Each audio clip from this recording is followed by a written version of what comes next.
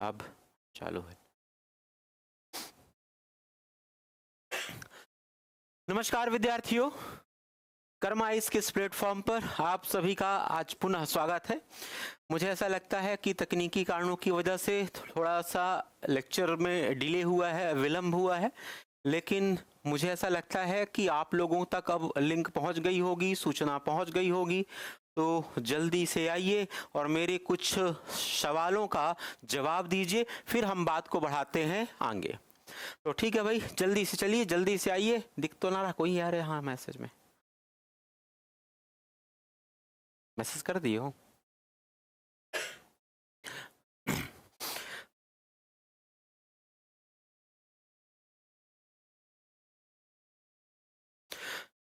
तो ठीक है, चलिए चलते हैं। तो आप लोग आना, मैसेज कर देना, मैसेज के माध्यम से मुझे सूचना दे देना, ताकि मुझे ये पता चल जाए कि आप लोग आ गए हो, आपके साथ मेरा कन्वर्सेशन स्टार्ट हो जाए। चलिए ठीक है भाई, यहाँ पर मनीषा जायसवाल आ चुकी हैं। Good morning sir. तो गुड मॉर्निंग, गुड मॉर्निंग। चलिए चलते हैं यहाँ से आगे। तो चलिए ठीक है, तो आप पहले व्यक्ति हो जो आप मुझे दिखे हो आज स्क्रीन पर, तो फिर आप मुझे मेरे प्रश्नों का जल्दी से उत्तर दे दीजिए, फिर हम बात को बढ़ाए आगे। मनीषा, जल्दी से आप बस मुझे 2-4 प्रश्नों को उत्तर दीजिए, फिर हम लोग यहाँ से बढ़े आगे। 2-4 प्रश्न है, ज्यादा कठिन नहीं है, सरल सरल प्रश्न है, लेकिन फिर भी मैं पूछूंगा। तो अगर मैं आप लोगों से कहूं, हम लोगों को सारी की सारी अक्षांश रेखाएं पढ़ने की जरूरत है या सिर्फ कुछ काम की अक्षांश रेखाएं पढ़ने की जरूरत है, और उन अक्षांश रेखाओं की कुल संख्या कितनी है जो हमारे लिए महत्वपूर्ण है?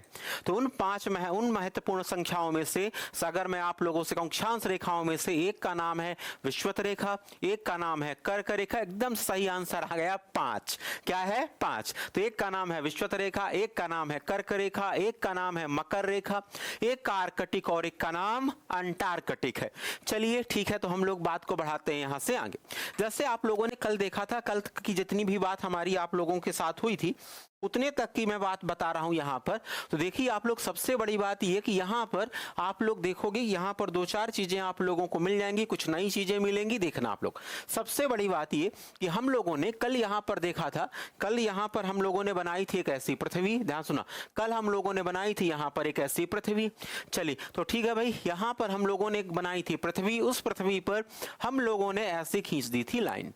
यहां पर एक लाइन ऐसी कुछ खींची हुई थी, एक लाइन यहां पर और एक लाइन यहां पर खींची हुई थी। इसी तरीके से अगर मैं आप लोगों से कहूं, एक लाइन यहां पर खींची हुई थी, एक लाइन यहां पर हमने खींच के रखी थी, एक लाइन हमने यहां पर कुछ खींच के ऐसे रखी होगी, और एक लाइन हम लोगों ने यहां पर ऐसे खींच के रखी होगी। चलिए चलते हैं, यहां पर हम लोग बढ़ते हैं आगे। अब यहां से बस थोड़ा सा लॉजिक आप लोगों को और लगाना है, फिर हम लोग बात को बढ़ाएंगे आगे। जैसे अगर मैं आप लोगों से कहूं, यहां पर ये वाला जो हिस्सा था, इस वाले हिस्से में हमने ऐसे सौर विकिरण थी, यहां पर ये वाला जो सेक्शन था, यहां पर आप लोगों को मिली थी, उसे हम लोग कहते हैं लंबवत सौर विकिरण। यहां पर आप लोगों को लंबवत सौर विकिरण मिली थी। ये वाला जो सेक्शन था, इस वाले सेक्शन में यहां पर आपको तिरछी सौर विकिरण मिली थी। तो यहां पर आपको मिल जाएंगी तिरछी सौर विकिरण। और ये वाला जो भाग था, यहां पर जो लगभग, अगर मैं आप लोगों से कहूं, यहां पर लगभग, अगर आपसे कहूं, यहां पर समानांतर, एग्जैक्ट तो नहीं लेकिन लगभग यहां पर समानांतर सौर विकिरण मिली थी। तो ठीक है भाई, चलिए जल्दी से आ जाओ भाई। कुछ लोगों ने कहा गुड मॉर्निंग, तो good morning, good morning, very good morning. चल, यहां पर ये भी वाला जो सेक्शन था, यहां पर भी आप लोगों को मिली थी तिरछी सौर विकिरण। तो ठीक है, तो यहां पर भी आपको मिल जाएंगी तिरछी सौर विकिरण। और ये वाला जो हिस्सा आपको मिला था, यहां पर आपको मिल जाएगा, उसे हम लोग कहते हैं समानांतर सौर विकिरण।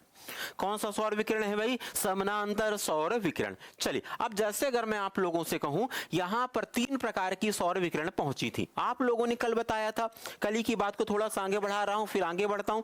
जैसे आप लोगों ने कहा था, इस वाले भाग में, यहां पर इस पूरे के पूरे भाग में, यहां पर कहलाती तापमान की क्या थी? अधिकता। यहां पर तापमान की अधिकता। ये वाला जो सेक्शन था, यहां पर आपको मिला था मध्यम तापमान, यहां पर मध्यम तापमान, और यहां पर आप लोगों को मिला था न्यूनतम तापमान। या फिर अगर मैं कहूं, यहां पर तापमान की क्या थी? कमी थी। इस वाले हिस्से में यहां पर भी आओगे तो ये वाला जो सेक्शन होगा तो यहां पर आपको मिलेगा मध्यम तापमान, और मध्यम तापमान के बाद यहां पर आपको मिल जाएगा न्यूनतम तापमान। मध्यम तापमान, न्यूनतम तापमान, कुछ लोगों का तो ठीक है भाई, टीना का भी मैसेज आ गया, कुछ लोगों का नंबर ये आप सेव नहीं है, पता नहीं क्यों, लेकिन लिखा उन्होंने गुड मॉर्निंग, तो गुड मॉर्निंग। चलिए चलते हैं यहां से आगे। तो यहां पर आपको मिल गया था न्यूनतम तापमान, यहां पर आप लोगों ने देखा था यहां पर थी विषुवत रेखा, यहां पर एक रेखा थी उसका नाम था कर्क रेखा, और यहां पर एक रेखा थी उसका नाम था आर्कटिक। क्या नाम था भाई इसका? आर्कटिक वृत्त था। यहां पर एक रेखा थी उसका नाम था, यहां पर आपको मिलेगी मकर रेखा, ध्यान सुना, मकर रेखा, और यहां पर एक नाम आपको मिलेगा उसे हम लोग कहेंगे अंटार्कटिक। तो ये वाला जो सेक्शन होगा, इस वाले सेक्शन में आप लोगों को जो नाम मिलेगा उसे हम लोग नाम देंगे अंटार्कटिक। तो ठीक है भाई, ये वाला जो सेक्शन हो गया, इसके लिए हमने शब्द इस्तेमाल किया कौन सा वृत्त? अंटार्कटिक वृत्त। अभिषेक सिंह आ गए भाई, good morning, good morning very much. थोड़ा सा आज डिले हो गया है लेक्चर को टेक्निकल इशू की वजह से। चलिए, तो जैसे अगर हम लोग बात करें, आर्कटिक वृत्त हो गया, कर्क रेखा, विषुवत रेखा। अब जैसे देखना आप लोग, ये वाला क्षेत्र, ध्यान सुना, ये वाला कर्क रेखा से मकर रेखा के बीच का है, ध्यान सुना, ये वाला जो क्षेत्र है जो कर्क रेखा से मकर रेखा के बीच में है, कर्क रेखा से जो कर्क रेखा से मकर रेखा के बीच में है, देखना यहां पर तापमान क्या है? ज्यादा। तापमान ज्यादा है, तापमान ज्यादा है, सीधी सी बात है। तो अगर मैं आप लोगों से कहूं तापमान ज्यादा है तो गर्मी लगती है, सामान्य भाषा में उसको हम लोग कह देते हैं क्या? गर्मी। अभिषेक चौबे भी आ गए भाई, गुड मॉर्निंग। चलिए, तो अगर हम लोग बात करें जहां पर तापमान ज्यादा होता है उसको सामान्य भाषा में हम लोग कहते हैं गर्मी, लेकिन भूगोल में उसको हम लोग कहते हैं उष्ण। क्या है? उष्ण। तो चूंकि ये एक ऐसा क्षेत्र है, ध्यान सुनो, चूंकि एक ऐसा क्षेत्र है जहां पर तापमान ज्यादा होता है, गर्मी ज्यादा पाई जाती है, इस वजह से इस वाले क्षेत्र को हम लोग कहते हैं उष्ण का क्षेत्र। अब फिर वही बात आएगी कि हमने यहां पर शब्द इस्तेमाल किया क्या? क्षेत्र। लेकिन ज्योग्राफी में क्षेत्र को क्षेत्र नहीं कहते, सामान्य रूप से उसके लिए एक शब्द इस्तेमाल होता है, उसको हम लोग कहते हैं कटिबंध। क्या कहते हैं? कटिबंध। तो इसका मतलब ये कि ये वाला जो क्षेत्र होगा, यहां पर गर्मी पाई जाती है, देना गर्मी पाई जाती है, इसका मतलब हो गया उष्ण, और क्षेत्र को ज्योग्राफी में हम लोग क्या कहते हैं? कटिबंध कहते हैं। तो ये वाला जो क्षेत्र कहलाएगा, इसको हम लोग कह देंगे कौन सा कटिबंध? उष्ण कटिबंध। एकदम से टीना का तो आंसर भी आ गया, उष्ण कटिबंध। इसी तरीके से अगर मैं आप लोगों से कहूं ये वाला क्षेत्र, ये वाला क्षेत्र का मतलब होता है ये वाला क्षेत्र, ये वाला क्षेत्र मतलब इधर 90 डिग्री है, और इधर अगर मैं आप लोगों से कहूं 66.5 डिग्री है, तो 90 डिग्री और 66.5 डिग्री के बीच का क्षेत्र। ध्यान सुनना, ठीक है भाई। आरजू खान भी आ गए यहां पर, गुड मॉर्निंग, तो गुड मॉर्निंग। चलिए, वेरी गुड। सौरभ द्विवेदी भी आ गए। चल, यहां पर अगर मैं कहूं यहां पर आर्कटिक वृत्त है, यहां पर 66.5 से लेकर 90 के बीच का है, यहां पर न्यूनतम तापमान है, और अगर तापमान की न्यूनता है, ध्यान सुना, अगर तापमान की न्यूनता है तो ठंडी ज्यादा लगेगी। अब फिर वही कहानी होगी, सामान्य भाषा में हमने कह दिया ठंडी है, अगर मैं कहूं ज्योग्राफी में इसी को आप लोग जोड़ दोगे तो उसको कहेंगे शीत।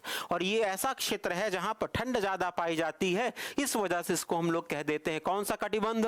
शीत कटिबंध। तो ये वाला जो कटिबंध कहलाएगा उसे हम लोग कहेंगे कौन सा कटिबंध? शीत कटिबंध। तो ये आप लोगों का हो गया शीत कटिबंध। चलिए, अब आगे कहानी सुनना आप लोग।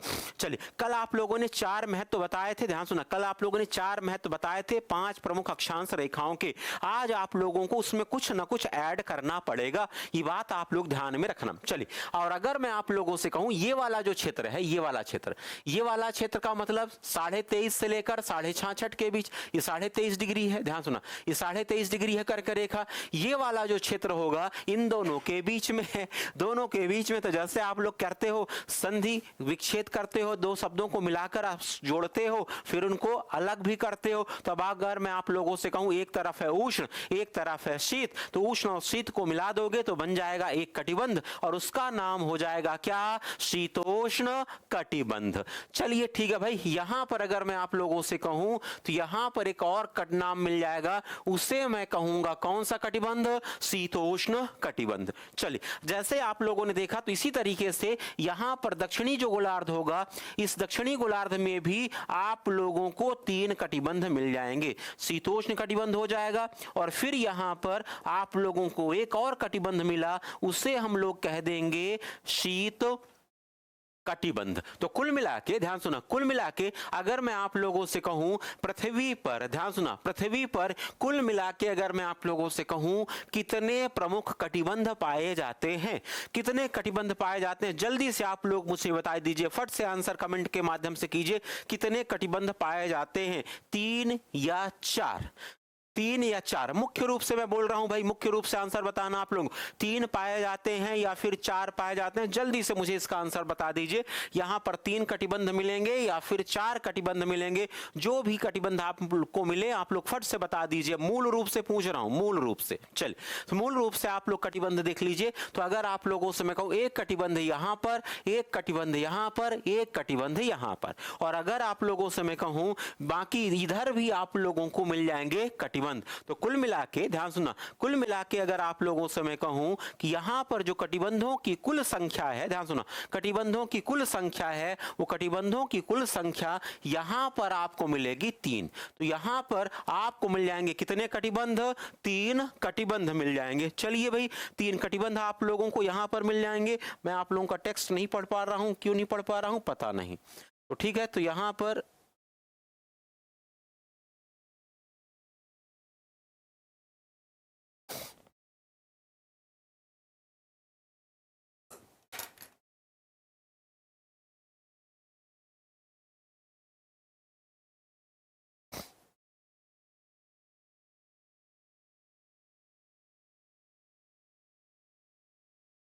1 मिनट रुकिएगा, आप लोगों का मैं मैसेज नहीं पढ़ पा रहा हूं, क्यों पता नहीं।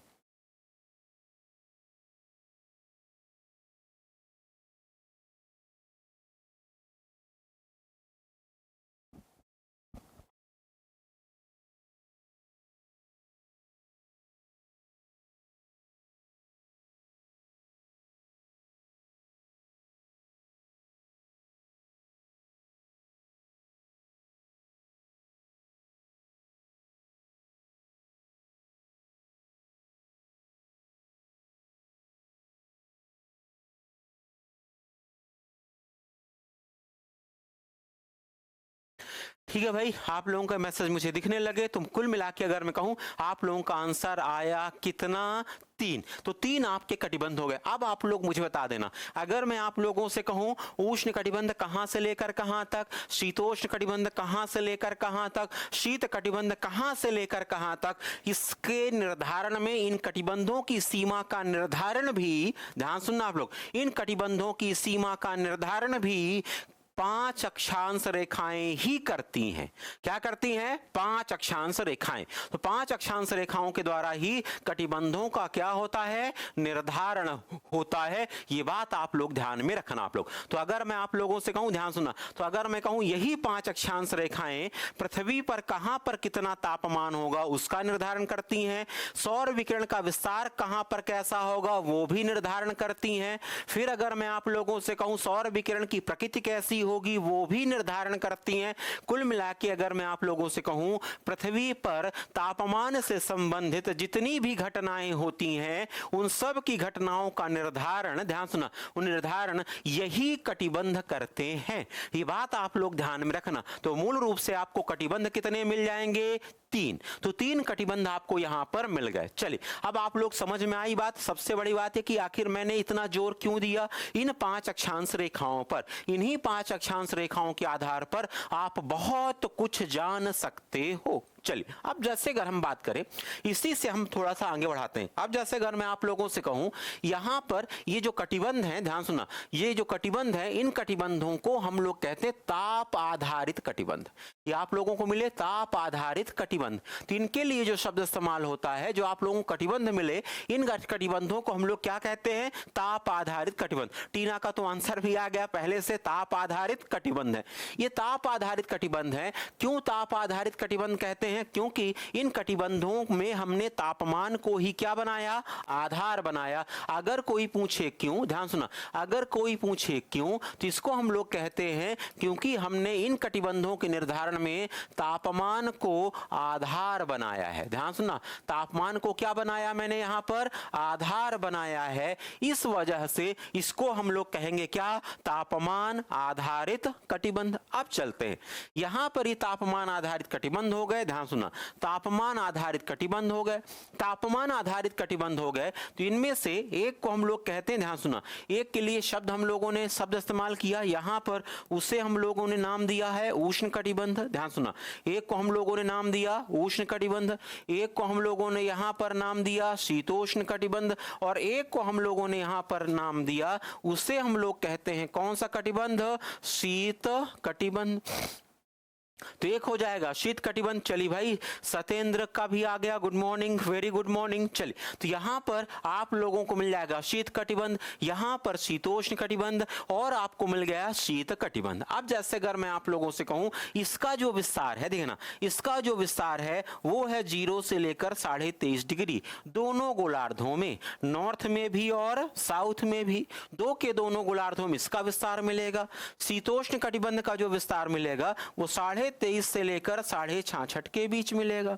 23.5 से लेकर 66.5 के बीच मिलेगा, वो भी दोनों गोलार्धों में मिलेगा। तो ठीक है भाई, दोनों गोलार्धों में इसका विस्तार आप लोगों को मिलेगा। फिर उसके बाद अगर हम लोग बात करें तो यहां पर शीत कटिबंध है, इसका जो विस्तार होगा वो 66.5 से लेकर 90 डिग्री के मध्य होगा, और ये भी अगर मैं आप लोगों से कहूं दोनों गोलार्धों में होगा। चलिए, तो ठीक है भाई, यहां पर दो के दोनों गोलार्धों में इसका विस्तार मिलेगा। तो ये बात आप लोग ध्यान रखना।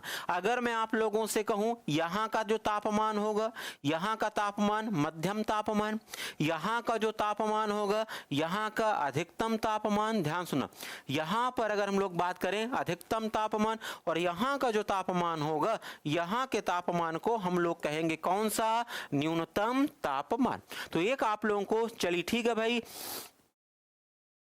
लिखा है अभिषेक चौबे का, सर प्री का बैच कब तक कंप्लीट हो जाएगा? परीक्षा के पहले आप लोगों का आसानी से कंप्लीट हो जाएगा, आप टेंशन बिल्कुल मत लो। सीधी सी बात है, जितना तनाव, जितनी टेंशन आपको अपनी सफलता के लिए है, उतना ही तनाव और उतना ही बेचैनी हमें आपकी सफलता के लिए रहता है।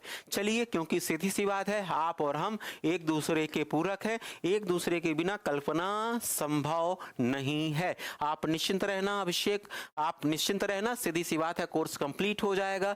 जैसा जैसा शेड्यूल आएगा उसी के हिसाब से आप लोगों का कोर्स कंप्लीट करवा दिया जाएगा। लेकिन कोर्स कंप्लीट होगा, भले हम लोग एक्स्ट्रा टाइम लेके पढ़ाएं, लेकिन समय पर आपका कोर्स कंप्लीट होगा। आप लोग इसके लिए निश्चिंत रहना, ठीक है? चलिए, आपका मूल काम है पढ़ना, पढ़ो और मुझे रिजल्ट दो। चलते हैं यहां से आगे। तो जैसे अगर हम लोग बात करें तो यहां पर आपको मिल जाएगा उष्ण कटिबंध, शीतोष्ण कटिबंध और शीत कटिबंध। चलिए, अब अगर आप लोगों से कहूं यहां का तापमान अधिकतम, यहां का तापमान मध्यम, और यहां का तापमान क्या होगा? न्यूनतम होगा। चलिए, अब एक बात बस थोड़ा सा और मुझे बता देना, जैसे अगर मैं आप लोगों से कहूं अगर यहां पर तापमान अधिकतम है तो इस तापमान के अधिकतम का क्या प्रभाव पड़ेगा? ध्यान सुना, तापमान अधिक है, इसका क्या प्रभाव पड़ेगा?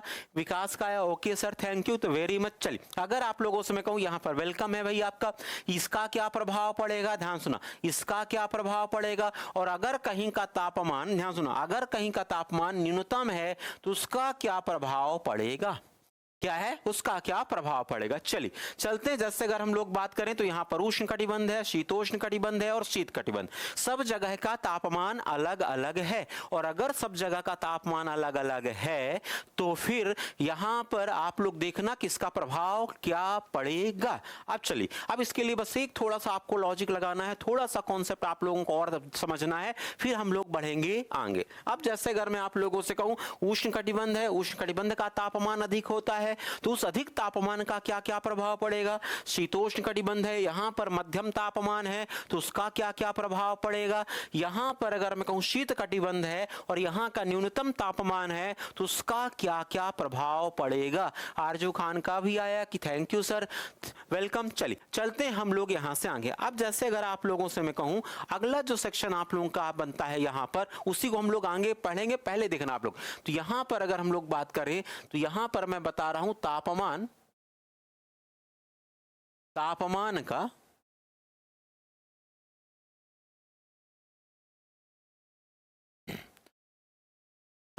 का अक्षांश, ध्यान सुना, तापमान का अक्षांश एवं अन्य तत्वों या अन्य कारकों से संबंध। तो ठीक है भाई, यहां पर आप लोग ध्यान में रखना तापमान का अक्षांश एवं अन्य कारकों से संबंध। चलिए चलते हैं यहां पर आगे। चलिए यहां पर किसी ने आया अधिक तापमान से विविधता अधिक होगी, एकदम से विकास का आंसर सही है, लेकिन सीधी सी बात है आप जल्दी जंप करके धीरे धीरे हम लोग चलते आगे। तो तापमान का अक्षांश, ध्यान सुनो, तापमान का अक्षांश एवं अन्य कारकों के साथ संबंध क्या होगा वो देखना आप लोग। चलिए जैसे अगर मैं आप लोगों से कहूं अर्चना का आया भाई वेजिटेशन पर इसका प्रभाव पड़ेगा, रेनफॉल पर इसका प्रभाव पड़ेगा, एकदम से सही आपका कमेंट है भाई, सीधी सी बात है। चलिए तापमान का अक्षांश एवं अन्य कारकों से क्या संबंध होगा। चलिए अब जैसे अगर मैं आप लोगों से कहूं यहां पर बस आप लोग ध्यान में रखना, दो चार चीजें आप लोग ध्यान से रखना आप लोग। चलिए जैसे अगर मैं आप लोगों से कहूं, मान लेते हैं, ध्यान सुना, मान लेते हैं कोई एक स्थान है, यहां पर जब हम लोग बात करते हैं एक सेक्शन आप लोगों के पास आता है, यहां पर अगर मैं आप लोगों से कहूं एक ऐसा स्थान है, एक ऐसा स्थल है, ध्यान सुनना, एक यहां पर ऐसा स्थल है, ध्यान सुना। अब जैसे अगर मैं आप लोगों से कहूं एक क्षेत्र है, ध्यान सुना आप लोग, एक यहां पर क्षेत्र है, ध्यान सुना आप लोग, एक ऐसा क्षेत्र है, इस क्षेत्र में ध्यान सुना एक ऐसा क्षेत्र है और इस क्षेत्र में यहां पर एक जलीय संरचना है, एक ऐसा क्षेत्र है और इस क्षेत्र में अगर मैं आप लोगों से कहूं इस क्षेत्र में यहां पर क्या है, जलीय संरचना। तो यहां पर एक क्षेत्र आपको मिलेगा और उस क्षेत्र में आपको मिलेगी यहां पर जलीय संरचना। ये कॉन्सेप्ट आप याद ध्यान रखना। तो यहां पर अगर मैं कहूं जलीय संरचना है और ये वाला भाग है, ये स्थल भाग है, तो ठीक है, तो यहां पर एक स्थल भाग मिल जाएगा और एक कौन सा भाग मिल जाएगा, जलीय भाग मिल जाएगा। तो यहां पर आपको मिल जाएगी जलीय संरचना। अब कहानी सुनना आप लोग, एकदम से विक्रम आ गए भाई, विक्रम साहू हैं, गुड मॉर्निंग। तो चलिए अब जैसे अगर मैं आप लोगों से कहूं, मान लेते हैं एक स्थल भाग है, इस स्थल भाग पर एक जल स्थित है, जलीय भाग स्थित है, जिसको हम लोग कह रहे हैं यहाँ जलीय संरचना। और अगर यहाँ का तापमान, ध्यान सुना, अगर यहाँ का तापमान ज्यादा है तो, ध्यान सुना, अगर यहाँ का तापमान ज्यादा है तो, ज्यादा है की बात कर रहा हूं, अगर यहाँ पर तापमान ज्यादा है तो सीधी सी बात है जब तापमान की न्यूनता की बात आएगी तो उसको हम लोग उल्टा कर देंगे। क्या है, अभी हम तापमान की अधिकता के आधार पर कैलकुलेशन करते हैं, फिर जब कोई दूसरी बात आएगी तो हम उसको एकदम से क्या कर देंगे, उल्टा कर देंगे। चल यहां पर जब तापमान की अधिकता आपको मिलेगी, ध्यान सुना, तापमान की अधिकता मिलेगी तो आप लोग देखोगे कि यहां पर जो वाष्पीकरण होगा, ध्यान सुना, वाष्पीकरण जो होगा वो वाष्पीकरण ज्यादा होगा। ध्यान सुना, जब तापमान की अधिकता होगी, अभिषेक पाठक है भाई, अभिलाष पाठक है, चलिए गुड मॉर्निंग। चलिए अब जैसे अगर मैं आप लोगों से कहूंगा तापमान की अधिकता है तो यहां पर वाष्पीकरण अधिक होगा, ध्यान सुना, वाष्पीकरण अधिक होगा। अब जब यहां पर वाष्पीकरण अधिक होगा, ध्यान सुना, जब वाष्पीकरण अधिक होगा तो एक बात आप लोग मुझे बताना, वाष्पीकरण के बाद आप लोग मुझे बताना कि सीधी सी बात है जलवाष्प धरातल पर रहेगा कि वायुमंडल पे जाएगा, वायुमंडल पे जाएगा। तो अगर हम लोग बात करें तो यहां पर जो वायुमंडल होगी, वायुमंडल की आर्द्रता में वृद्धि। तो ठीक है भाई, यहां पर आप लोग बताओगे वायुमंडल की आर्द्रता में वृद्धि, तो वायुमंडल की जो आर्द्रता होगी वो ज्यादा होगी। ध्यान सुना, वायुमंडल की आर्द्रता ज्यादा होगी। यहां पर आर्द्रता का मतलब सामान्य रूप भाषा में मैं नमी कहता हूं। क्या कहता हूं, नमी। तो सामान्य भाषा में आप लोग नमी कह सकते। ध्यान, तो ऐसा कोई क्षेत्र जहां पर जलीय संरचना है, अगर वहां का तापमान ज्यादा हुआ तो वाष्पीकरण ज्यादा होगा, वाष्पीकरण ज्यादा होगा तो वायुमंडल में जो आर्द्रता है या वायुमंडल में जो नमी है वो नमी क्या होगी, ज्यादा होगी।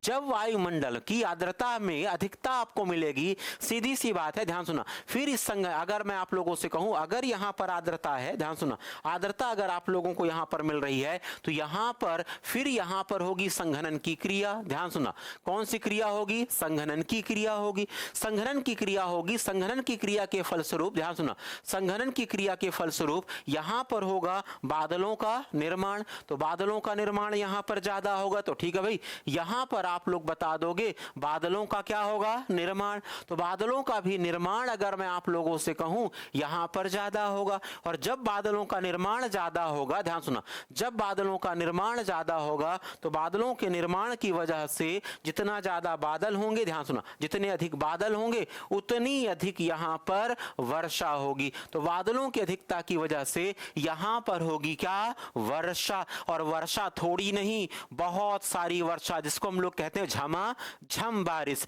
जो इस बार इंदौर में नहीं हुई। तो ठीक है, तो अगर हम लोग बात करें तो यहां पर आपको मिल जाएगी वर्षा की अधिकता। चलिए, तो वर्षा की अधिकता। अब लॉजिक देख लीजिए आप लोग। जैसे अगर मैं आप लोगों से कहूं, फिर से देखना, अब अगर मैं आप लोगों से कहूं अगर किसी क्षेत्र पर, ध्यान सुना, अगर किसी क्षेत्र में जलीय संरचना है, ध्यान सुना, अगर किसी क्षेत्र में एकदम से टीना का आंसर आ गया, वर्षा होगी वो भी झमाझम, एकदम सही। चलिए, तो जैसे अगर हम लोग बात करें यहां पर तापमान की अधिकता होगी, ध्यान सुना, तापमान की अधिकता होगी, तापमान की अधिकता की वजह से वाष्पीकरण होगा, वाष्पीकरण की अधिकता की वजह से वायुमंडल की आर्द्रता में अधिकता होगी, वायुमंडल की आर्द्रता में जब अधिकता होगी फिर जब संघनन की क्रिया होगी, क्या होगी? जब कभी संघनन की क्रिया होगी, विकास का भी आंसर आया भाई, झमाझम बारिश, संघनन की क्रिया होगी। संघनन की क्रिया की वजह से बादलों का निर्माण ज्यादा होगा, और जब बादल अधिक होंगे तो वर्षा भी ज्यादा होगी, और वह वर्षा कैसी होगी? झमाझम होगी। चलिए भाई,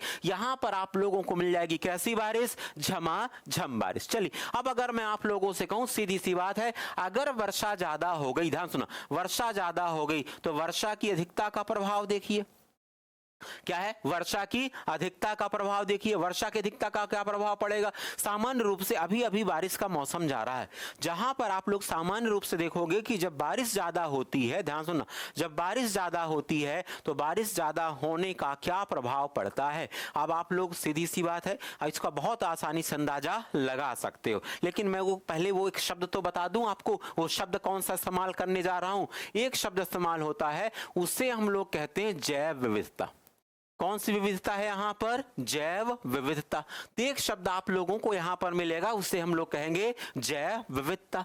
जैव विविधता का मतलब क्या होता है? जैव विविधता का मतलब होता है, अगर मैं कहूं, चाहे पशुओं की प्रजाति हो, चाहे वनस्पतियों की प्रजाति हो, या फिर अगर मैं कह दूं, इसको कह सकता हूं मैं सामान्य भाषा में, जीव जंतुओं की संख्या। क्या है? जीव जंतुओं की संख्या। तो यहां पर अगर मैं कहूं तो इसको हम लोग कहते हैं, यह कहलाता है जीव जंतुओं की संख्या। तो जैव विविधता क्या है? जैव विविधता को हम लोग कहते हैं जीव जंतुओं की संख्या। कुछ लोगों ने लिखा बायोडायवर्सिटी, एकदम सही भाई, बायोडायवर्सिटी है, लेकिन वो हिंदी और इंग्लिश है। चल, तो अगर हम लोग बात करें, जैव विविधता का मतलब होता है जीव जंतुओं की संख्या। जीव जंतुओं की संख्या को हम लोग कहते हैं जैव विविधता। अब आप लोग ध्यान सुनना, तो आप लोग लॉजिक मुझे बताइए कि सामान्य रूप से जब जीव जंतुओं की संख्या अधिक होती है तो उसे हम लोग कहते हैं जैव विविधता अधिक है। जब जीव जंतुओं की संख्या कम होती है तो उसे हम लोग कहते हैं जैव विविधता कम है, मतलब ज्यादा। अगर जीव जंतुओं की संख्या कम है तो उसे हम लोग कहेंगे जैव विविधता कम है, और जीव जंतुओं की संख्या ज्यादा होगी तो हम लोग कहेंगे जैव विविधता अधिक है। कुल मिलाकर संख्या कम तो विविधता कम, संख्या ज्यादा तो विविधता अधिक होगी। चलिए, अब आगे बताना। अब जैसे अगर मैं आप लोगों से कहूं वर्षा अगर अधिक होगी, ध्यान सुना, वर्षा अधिक होगी, वर्षा कौन से काल में अधिक होगी? वर्षा ऋतु में कि ग्रीष्म काल में? वर्षा ऋतु में वर्षा ज्यादा होगी। और जब वर्षा ऋतु में वर्षा ज्यादा होती है तो एक बात मुझे बताना, आप लोग अपने घर परिवेश में आसपास देखते होंगे, वहां पर कीड़े मकोड़े या फिर अलग अलग प्रकार की वनस्पतियों का विकास होता है। तो जहां पर वर्षा ज्यादा होती है, ध्यान सुना, जहां पर वर्षा ज्यादा होगी, जल्दी से आप लोग मुझे बताइए, वहां पर जैव विविधता कम होगी या फिर जैव विविधता अधिक होगी? जल्दी से मुझे इसका आंसर चाहिए भाई, जल्दी से आप लोग मुझे बताना कि जहां पर वर्षा ज्यादा होगी वहां पर जैव विविधता कम होगी या जैव विविधता की अधिकता पाई जाएगी, कमी या फिर अधिकता? वर्षा की अधिकता वाले क्षेत्र में जल्दी से आप लोग लोग मुझे इसका आंसर बता दीजिए। हम लोग बात करते हैं आगे। एकदम से विकास का भी आंसर, टीना का भी आंसर, सौरभ का भी आंसर, आरजू का भी आंसर। Very good. तो जहां पर वर्षा अधिक होगी वहां पर अगर मैं कहूं जैव विविधता वहां पर अधिक होगी। ध्यान सुनना, जैव विविधता अधिक होगी। मोस्टली सभी लोगों का आंसर आया भाई अधिक पाई जाएगी। अभिलाष का भी, धनेश्वरी का भी है। जीव अधिक रहेंगे, जीव की अधिकता, एकदम से उसको जीव की अधिकता को आप लोग जीव क्या बोल सकते हो? जैव विविधता। चलिए अब जैसे अगर मैं आप लोगों से कहूं, ध्यान से सुनना आप लोग, अब इसको मैं उल्टा पढ़ना शुरू करता हूं। ध्यान सुनो, अभी हमने कैसा पढ़ा?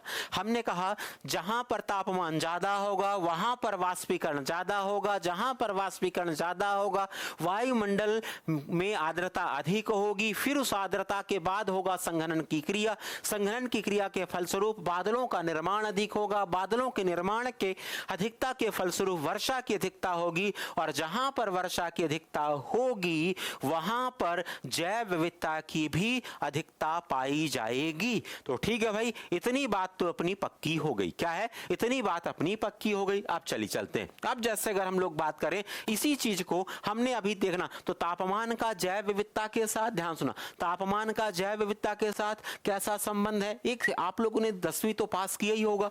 अक्सर हम लोगों ने पढ़ते हैं एक अनुक्रमानुपाती, समानुपाती, व्युत्क्रमानुपातिक संबंध, ऐसे पढ़ते हम लोग। अनुक्रमानुपातिक संबंध होता है, व्युत्क्रमानुपातिक संबंध होता है। इन्हीं संबंधों की हम लोग अभी करेंगे बात। चल अब आप लोग मुझे बताना, तो अगर मैं कहूं जहां पर जैव विविधता अधिक होगी, उल्टा पढ़ता हूं, ध्यान सुना, जहां पर जैव विविधता अधिक होगी वहां पर वर्षा ज्यादा होगी, जहां पर वर्षा ज्यादा होगी वहां पर बादलों का निर्माण अधिक होगा, जहां पर बादलों का निर्माण है इसका अर्थ है वहां पर संघनन अधिक है, जहां पर संघनन अधिक है इसका मतलब होता है वहां पर वायुमंडल में आर्द्रता अधिक है। ध्यान सुना, आर्द्रता अधिक है। जहां पर आर्द्रता अधिक है इसका मतलब वहां पर वाष्पीकरण अधिक है, और जहां पर वाष्पीकरण अधिक है वहां पर तापमान अधिक है। और जल्दी से आप लोग मुझे बता देना, और जहां पर तापमान अधिक है, ध्यान सुना, और अगर मैं आप लोगों से कहूं जहां पर तापमान अधिक है,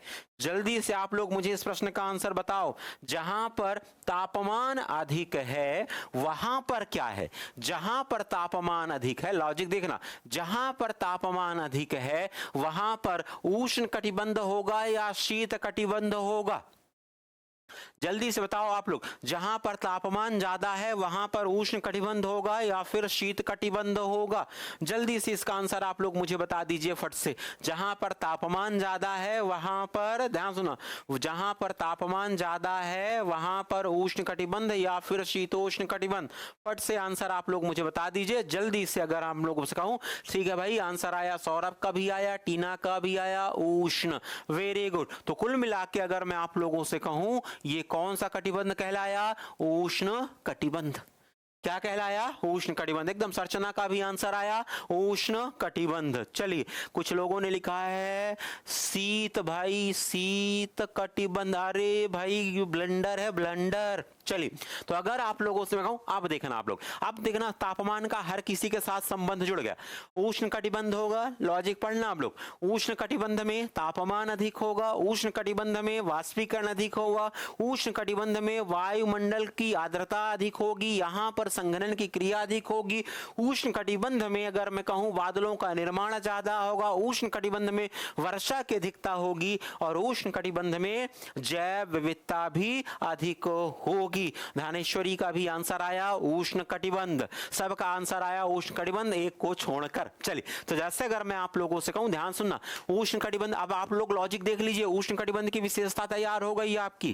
क्या है उष्ण कटिबंध की विशेषता? जल्दी से आप लोग मुझे बताना। उष्ण कटिबंध की विशेषता, अगर मैं आप लोगों से कहूं उष्ण कटिबंध है तो तापमान अधिक है, लॉजिक देखना, उष्ण कटिबंध है तो उष्ण कटिबंध है तो तापमान अधिक है, और उष्ण कटिबंध में वाष्पीकरण अधिक होगा, उष्ण कटिबंध में के वायुमंडल में आर्द्रता अधिक होगी, यहां पर संघनन की क्रिया ज्यादा होगी, यहां पर बादलों का निर्माण ज्यादा होगा, वर्षा की अधिकता होगी, और जैव विविधता भी अधिक होगी। और अगर इसका उल्टा कर दोगे, ध्यान सुना, अगर इसका उल्टा कर दोगे तो क्या बन जाएगा? शीत कटिबंध। क्या बन जाएगा? शीत कटिबंध। चलिए इसका उल्टा कर दोगे तो क्या बन जाएगा? पूरा का पूरा हो जाएगा शीत कटिबंध। कैसे उल्टा करोगे? देखना, शीत कटिबंध होगा तो तापमान कम होगा। शीत कटिबंध की विशेषता बता दूं। चलिए तो अगर मैं कहूं शीत कटिबंध होगा तो तापमान कम होगा, तापमान कम होगा तो वाष्पीकरण कम होगा, वाष्पीकरण कम होगा तो शीत कटिबंध में वायुमंडल की आर्द्रता कम होगी, शीत कटिबंध में संघनन की क्रिया कम होगी, शीत कटिबंध में बादलों का निर्माण कम होगा, और बादलों का निर्माण कम होगा तो वर्षा कम होगी, वर्षा कम होगी तो जैव विविधता भी कम होगी। एकदम से विकास का तो आंसर आया भाई, तापमान कम, वाष्पीकरण कम, आर्द्रता कम, बादल कम, वर्षा कम, जैव विविधता कम।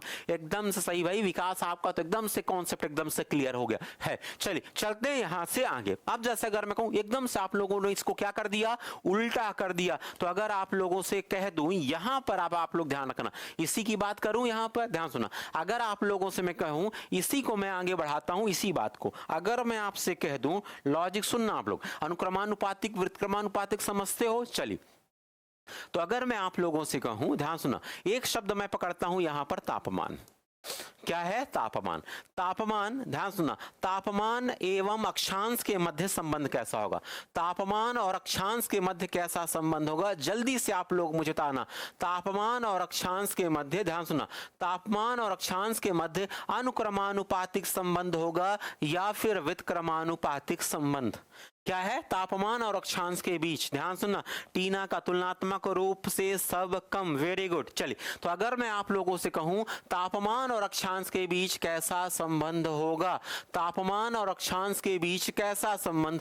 तापमान और अक्षांश के बीच व्युत्क्रमानुपातिक संबंध होगा। चलिए व्युत्क्रमानुपातिक संबंध का मतलब होता है, सीधी सी बात है, उष्ण कटिबंध। ध्यान सुना, तो यहां पर अगर मैं कहूं, इसका मतलब यहां पर जो कम अक्षांश होता है, ध्यान सुना, कम अक्षांश में अधिक तापमान पाया जाता है। एकदम से अभिषेक का आंसर आया, व्युत्क्रमानुपाती। अक्षांश अगर कम होगा, अक्षांश कम होगा का मतलब, जैसे अगर मैं कहूं अक्षांश कम का मतलब होता है जैसे 0 से लेकर 23.5, क्या होगा? जैसे इसका मतलब होता है, अक्षांश कम का मतलब होता है जैसे 0 से लेकर 23.5, तो 0 से लेकर 23.5 संख्या में कम है, संख्या में कम है, तो इसको हम लोग कहते हैं निम्न अक्षांश। तो भाई तापमान और अक्षांश के बीच कैसा संबंध आया? ध्यान सुना, व्युत्क्रमानुपातिक। अभिषेक सिंह का भी आंसर आया, और अगर मैं कहूं टीना का भी आंसर आया, व्युत्क्रमानुपातिक संबंध। व्युत्क्रमानुपातिक का मतलब क्या होता है? व्युत्क्रमानुपातिक का मतलब होता है अक्षांश का मान कम है। क्या है? अक्षांश का मान कम है। चलिए ठीक है, चलिए यहां से अगर हम लोग बात करें तो अगर अक्षांश का मान कम है तो तापमान ज्यादा होगा, अक्षांश का मान ज्यादा है तो तापमान कम होगा। चलिए भाई ठीक है, अगर मैं आप लोगों से कहूं अर्चना का भी आया, इनवर्सली प्रोपोर्शनल होगा। वेरी गुड, एकदम सही है। कुल मिला के अगर मैं आपसे कह दूं कि बढ़ते अक्षांश से, जैसे टीना का आंसर है कि बढ़ते अक्षांश के साथ, ध्यान सुना, बढ़ते अक्षांश के साथ तापमान में क्रमशः कमी आती जाती है। जैसे जैसे अक्षांश बढ़ेगा तापमान क्रमशः कम होता जाएगा। इस बात को आप लोगों को ध्यान में रखना है। चलिए भाई, चल तो एक तो हो गया तापमान में। अब अगर मैं आप लोगों से कहूं तापमान, ध्यान सुना, तापमान और वाष्पीकरण में कैसा संबंध होगा? अनुक्रमानुपातिक के व्युत्क्रमानुपातिक? चलिए जल्दी से बताइए, तापमान और, ध्यान सुना, तापमान और वाष्पीकरण में कैसा संबंध होगा? तो यहां पर तापमान और वाष्पीकरण के बीच जो संबंध होगा वो कैसा होगा? अनुक्रमानुपातिक संबंध। कैसा होगा? अनुक्रमानुपातिक संबंध। मतलब अगर तापमान बढ़ेगा तो वाष्पीकरण अधिक होगा। फिर अगर मैं आप लोगों से कहूं तापमान, ध्यान सुना, तापमान में, और अगर मैं आप लोगों से कहूं आर्द्रता में, आर्द्रता वायुमंडल की आर्द्रता की बात कर रहा हूं, ध्यान सुना, तापमान और आर्द्रता में कैसा संबंध होगा? तापमान और आर्द्रता में, ध्यान सुना, तापमान और आर्द्रता में, ये आर्द्रता कहां की आर्द्रता? वायुमंडल वाली।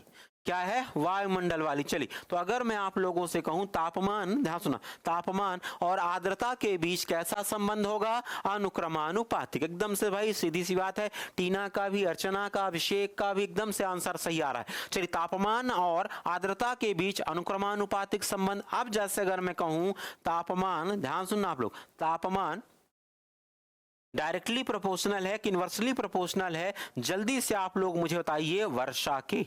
क्या है, वर्षा के। तापमान और वर्षा के बीच कैसा संबंध होगा, अनुक्रमानुपातिक संबंध होगा।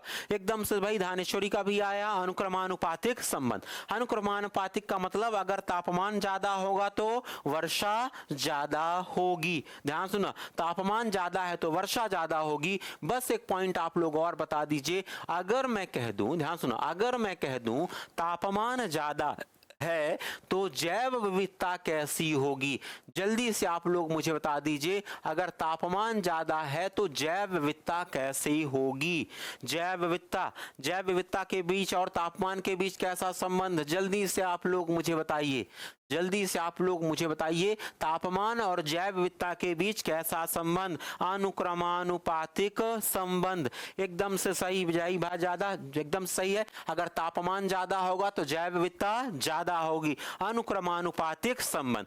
ये मेरा आप लोगों के लिए चैलेंज है भाई। सब लोगों ने एकदम से अधिक अधिक, अर्चना का भी, विकास का भी, अभिषेक का भी, अभिषेक का भी, एकदम से अभिषेक सिंह का भी अनुक्रमानुपातिक, धनेश्वरी का भी अनुक्रमानुपातिक। ये मेरा आप लोगों के लिए चैलेंज है। क्या है चैलेंज मेरा ये कि अगर मैं आप लोगों से कहूं अक्षांश, ध्यान सुनना आप लोग, ये आंसर आप लोग अगर मैं बता दोगे तो ये समझ लूंगा मैं कि आपको मेरा पढ़ाया हुआ समझ में आ गया।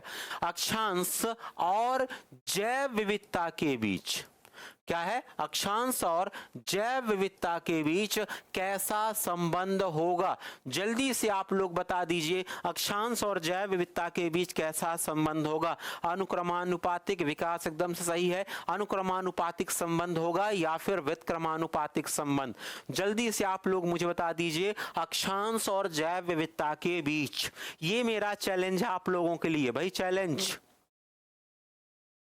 मेरा चैलेंज आप लोगों के लिए। अनुक्रमानुपातिक या व्युत्क्रमानुपातिक, अभिषेक सिंह का आंसर आया व्युत्क्रमानुपातिक, टीना का आया व्युत्क्रमानुपातिक। चलो भाई और लोग मैसेज मारो फट से, जल्दी से, क्या है मैसेज जल्दी से बताओ। व्युत्क्रमानुपातिक, दो लोगों का आंसर इनवर्सली प्रोपोर्शनल, अर्चना का, वेरी गुड, एकदम से सही है भाई आप लोगों का आंसर। इसका आंसर होगा व्युत्क्रमानुपातिक संबंध।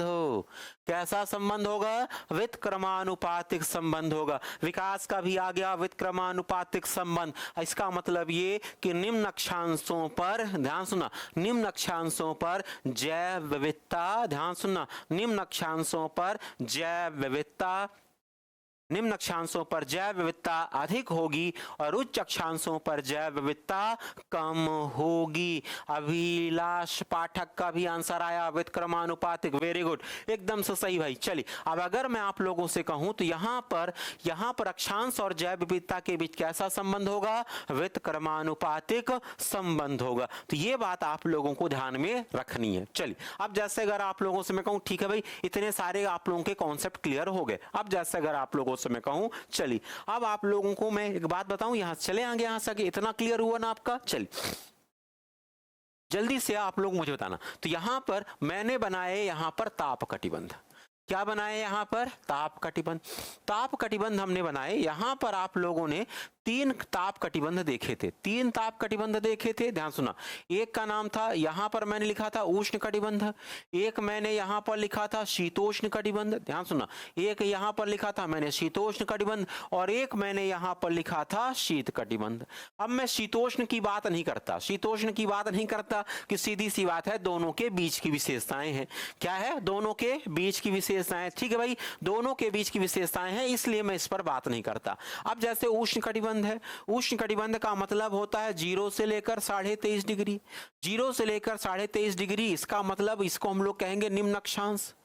कौन सा अक्षांश कहलाएगा, निम्न अक्षांश। यहां पर इसका जो विस्तार आपको मिलता है, ये आपको मिलता है 66.5 से लेकर 90 डिग्री, 66.5 से 90 डिग्री, इसको हम लोग कहते हैं उच्च अक्षांश। ध्यान सुना, इसके लिए जो शब्द इस्तेमाल होता है वो हम लोग कहते हैं उच्च अक्षांश। इस वाले के लिए हम लोग शब्द इस्तेमाल करते हैं, उसे हम लोग कहते हैं मध्य या फिर मध्यम अक्षांश।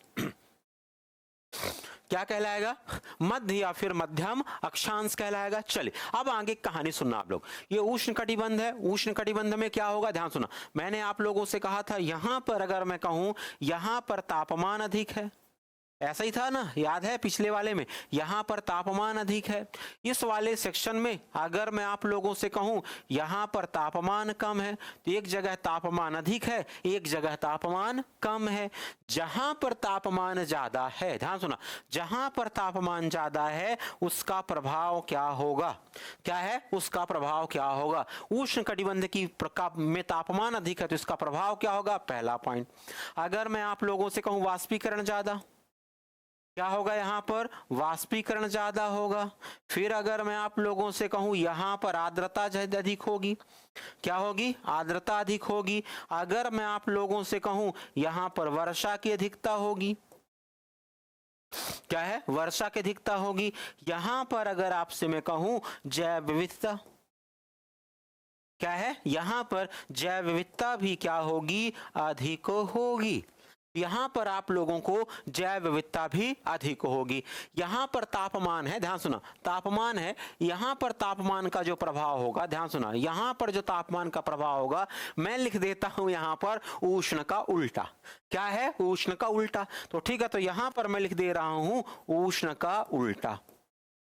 तो ठीक है, तो यहां पर जो सेक्शन बना उस सेक्शन को हम लोग कहेंगे क्या, उष्ण का उल्टा। तो उष्ण का उल्टा प्रभाव, ध्यान सुना, उष्ण का उल्टा प्रभाव कहां पर दिख जाएगा, शीत में। अब जल्दी से आप लोग ना इसको 1 2 3 4 1 2 3 4 ये 4 पॉइंट्स जल्दी से आप लोग मुझे बता दीजिए शीत कटिबंध के, क्या है, शीत कटिबंध के। शीत कटिबंध के प्रभाव मुझे बता दीजिए जल्दी से, शीत कटिबंध में 4 प्रभाव बता दीजिए जो उष्ण के उल्टे हैं। क्रम के साथ बता दीजिए आप लोग, मुझे ऐसा लगता है कि आप लोग क्रम के साथ बता भी दोगे, फट से आंसर बता दोगे। चलिए भाई, उष्ण का उल्टा है, फट से जल्दी से आप लोग मुझे बता दीजिए क्या क्या होगा इसका उल्टा।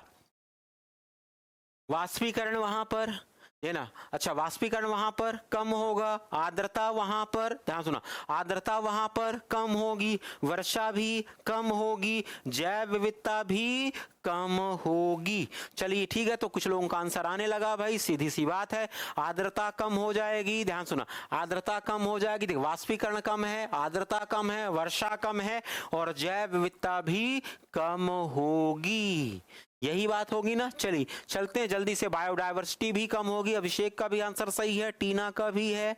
चलिए भाई, और बाकी लोग आओ, जल्दी से आंसर दो भाई, अपने कमेंट मारो, जल्दी से कमेंट करो फट से। चलिए चलते हैं, यहाँ पर जैव विविधता भी कम होगी। मोस्टली सभी लोगों का आंसर क्या है, सही है। तो अगर मुझे, ध्यान सुना, अगर मुझे सभी कम होगा, अर्चना का आंसर आया सभी कम होगा। अगर मैं आप लोगों से कहूं, ध्यान सुनना आप लोग, अगर मैं आप लोगों से कहूं कि कटिबंध अगर पता है, ध्यान सुना, अगर मैं कहूं, ध्यान सुनना, फिर से मैं रिपीट कर रहा हूं, अगर अक्षांश पता है, ध्यान सुना, अगर अक्षांश पता है तो कटिबंध पता है, ध्यान सुना, अगर अक्षांश पता है तो कटिबंध पता है। अगर 5 अक्षांश पता है, फिर से मैं 5 पे आ जाऊंगा, 5 पास, ध्यान सुना, 5 अगर कटिबंध है, ध्यान सुना, 5 अगर कटिबंध है तो हमको 5 अक्षांश रेखाएं पता है तो हमको कटिबंध पता है। कटिबंध पता है तो हमको तापमान पता है। अगर कटिबंध पता है तो हमको वर्षा पता है, तापमान, कटिबंध पता है तो हमको आर्द्रता पता है, कटिबंध अगर हमको पता है तो हमको जैव विविधता भी पता है। ये सारे के सारी चीजें, ध्यान सुना, ये सारी की सारी चीजें रटने की जरूरत नहीं होती है, ये सारी की सारी चीजें आप लोग बता सकते हो आसानी से। चलिए, अब जैसे अगर मैं आप लोगों से कहूं, इसी के आधार पर मैं 2-3 एग्जांपल आप लोगों को देता हूं। जैसे आप लोग देखना, सबसे बड़ी बात ये, ध्यान सुना, सबसे बड़ी बात ये कि अगर मैं विश्व के संदर्भ में बात करूं, किसके संदर्भ में, विश्व के संदर्भ में। ये बात अलग है कि आप लोगों के सिलेबस में विश्व का भूगोल नहीं है, फिर भी मैं विश्व की बात करूं तो विश्व में सर्वाधिक जो जैव विविधता पाई जाती है, क्या है, विश्व में सर्वाधिक जो जैव विविधता पाई जाती है, विश्व की सर्वाधिक जैव विविधता पाई जाती है ब्राजील में। कहां पर पाई जाती है, ब्राजील में। और ब्राजील का जो क्षेत्र है उसको हम लोग कहते हैं अमेजॉन बेसिन। कौन सा क्षेत्र कहलाएगा, अमेजॉन बेसिन। तो अमेजॉन बेसिन है, अमेजॉन बेसिन में आपको ब्राजील का क्षेत्र मिलेगा।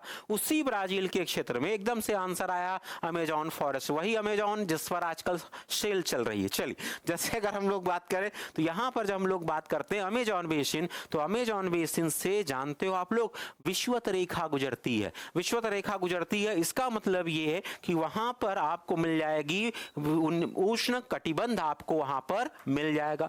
इसी प्रकार से अगर मैं कहूं भारत में क्या है, चलिए भाई विनय शर्मा भी आ गए, अगर मैं आप लोगों से कहूं भारत में अगर आप लोगों को सबसे ज्यादा जैव विविधता मिलती है तो वो है केरल।